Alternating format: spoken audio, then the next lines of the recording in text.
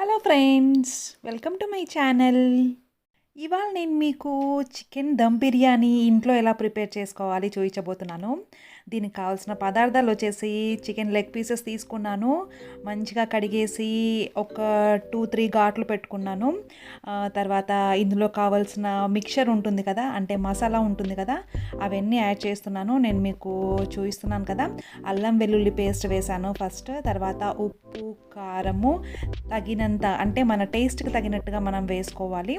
తర్వాత కొద్దిగా పసుపు యాడ్ చేస్తున్నాను, కొద్దిగా ధనియా పౌడర్, తర్వాత గరం మసాలా,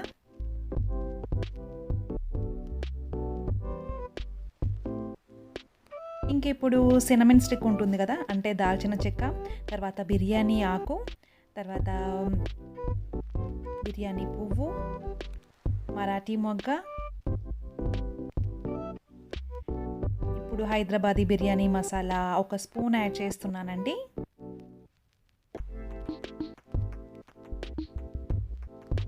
తర్వాత కొద్దిగా కొత్తిమీర తీసుకోవాలి. మన టేస్ట్కి తగ్గట్టుగా నిమ్మకాయ రసంని యాడ్ చేసుకోవాలండి. తర్వాత కొద్దిగా పెరుగు యాడ్ చేస్తున్నానండి. తర్వాత పచ్చిమిర్చి పొడుగ్గా కట్ చేసి యాడ్ చేస్తున్నాను. ఒక 4 యాడ్ చేస్తే సరిపోతుందండి. ఈ మిక్చర్ అంతా కూడా మన టేస్ట్కి తగ్గట్టుగా, అంటే మనం ఎంత స్పైసీ లెవెల్ తినబోతున్నామో దాని మీద ఆధారపడి మనం వీటిని యాడ్ చేసుకోవాల్సి ఉంటుంది. చూస్తున్నారు కదా, మంచిగా ముక్కలకి పట్టేలాగా కలిపేసి ఈ వెజల్ని ఇప్పుడు నేను డీప్ ఫ్రీజ్లో పెడుతున్నానండి. ఒక 45 మినిట్స్ పెట్టబోతున్నాను. చూస్తున్నారు కదా.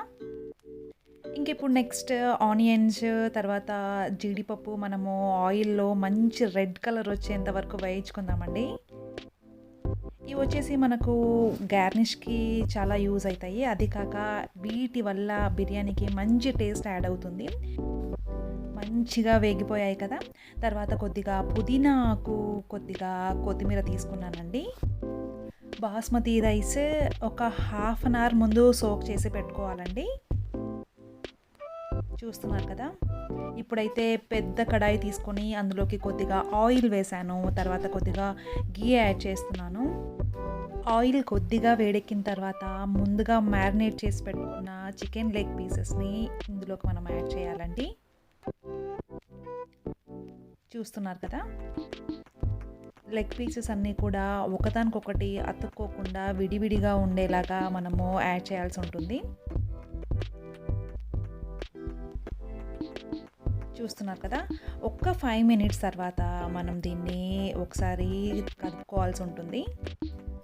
ఎంత ఎక్కువసేపు మనం ఈ లెగ్ పీసెస్ని మ్యారినేట్ చేసుకుంటామో మన లెగ్ పీసెస్ అంత మంచి టేస్టీగా, స్పైసీగా ఉంటాయండి.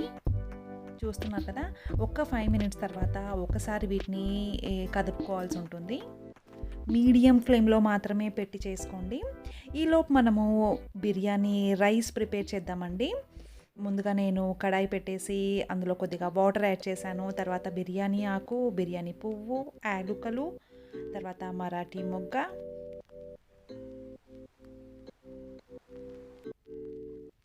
Cinnamon stick. మనం ఆల్రెడీ ఈ స్పైసెస్ అన్నిటినీ చికెన్ పీసెస్కి యాడ్ చేసేసామండి. ఇది వచ్చేసి మనకు ఓన్లీ రైస్కి మాత్రమే ఇప్పుడు మనం యాడ్ చేయబోయే స్పైసెస్, కాబట్టి చూసి యాడ్ చేసుకోండి. ఇప్పుడు వచ్చేసి నేను మిరియాలు ఉంటాయి కదా, ఒక 6-7 గింజల పాటు తీసుకున్నాను. తర్వాత కొద్దిగా ఉప్పు తీసుకున్నానండి. ఇవన్నీ కూడా మన టేస్ట్కి తగ్గట్టుగా తీసుకోవాలి. తర్వాత ఇందులో కొద్దిగా ఆయిల్ యాడ్ చేస్తున్నాను, ఎందుకంటే మనకు రైస్ మంచిగా విడివిడిగా రావాలి కదా, అందుకని మనము ఆయిల్ యాడ్ చేసుకోవాల్సి ఉంటుంది. చూస్తున్నారు కదా. ఈ వాటర్ అంతా కూడా ఒక ఉడికిన తర్వాత మనము ఇందులోకి రైస్ని యాడ్ చేయాల్సి ఉంటుందండి. చూస్తున్నారు కదా.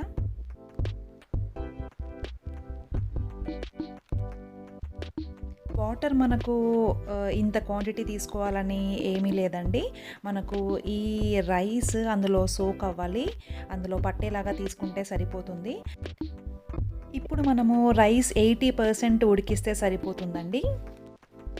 ఇప్పుడు ఇంకో పెద్ద కడాయి తీసుకొని అందులోకి కొద్దిగా ఆయిల్ వేసి, తర్వాత కొద్దిగా ఘీ యాడ్ చేసేసి, ఇంకా రిమైనింగ్ చికెన్ పీసెస్ ఉన్నాయి కదా, మనం ఇందులో యాడ్ చేసుకోవాల్సి ఉంటుందండి. నేను మీకు ఫస్ట్ చూయించిన కడాయిలో మనకి లెగ్ పీసెస్ మనకి ఉడుకుతూ ఉన్నాయి. ఇదొచ్చేసి ఇంకో పెద్ద కడాయి అండి. ఇందులో చిన్న చిన్న చికెన్ పీసెస్ మనము యాడ్ చేసుకోవాల్సి ఉంటుంది. ఎందుకంటే ఈ చికెన్ పీసెస్ ఉడకడానికి పెద్దగా టైం పట్టదండి.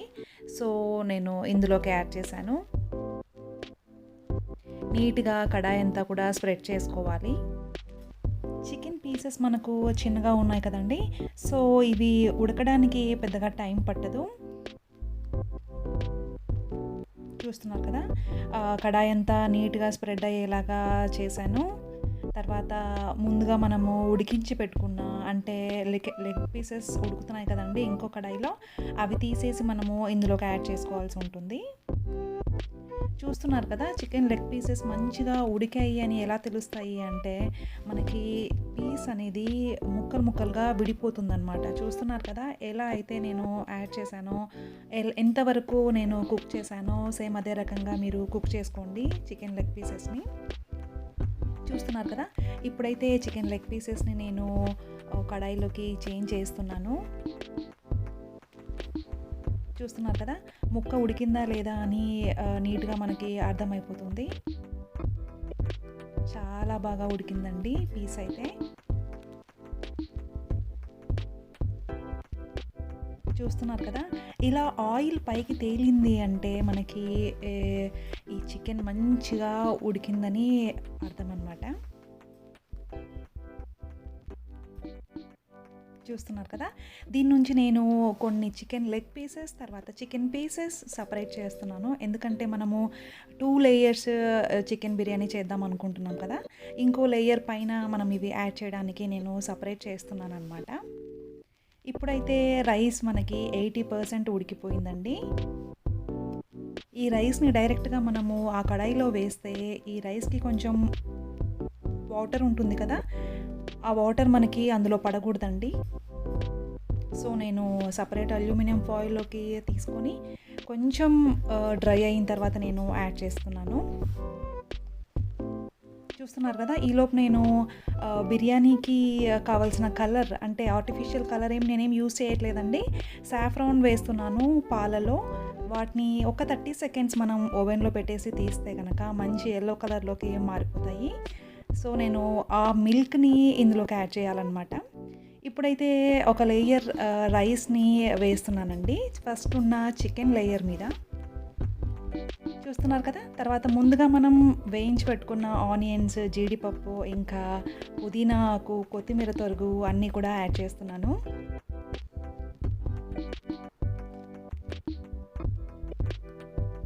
ఇదంతా ఒక లేయర్ అండి. ఫస్ట్ వచ్చేసి చికెన్ పీసెస్, తర్వాత రైస్, తర్వాత ఆనియన్స్, ఇంకా జీడిపప్పు, తర్వాత కొత్తిమీర, పుదీనా తరుగు, తర్వాత సాఫ్రాన్ మిల్క్. ఇప్పుడు ఇంకో లేయర్ కోసం యాడ్ చేస్తున్నానండి చికెన్ లెగ్ పీసెస్, తర్వాత చికెన్ పీసెస్. చూస్తున్నారు కదా! నీట్‌గా స్ప్రెడ్ చేసుకోండి.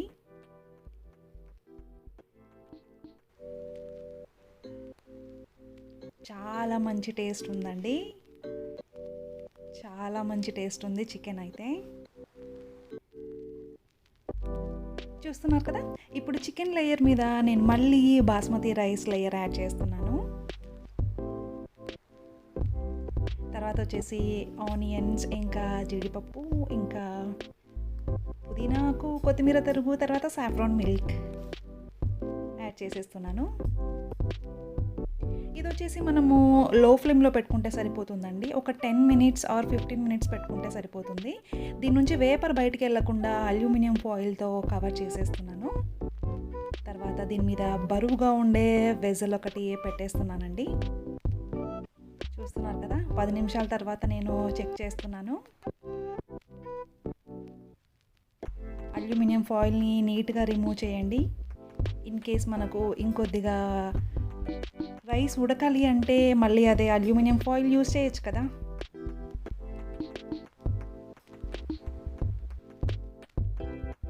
వావ్!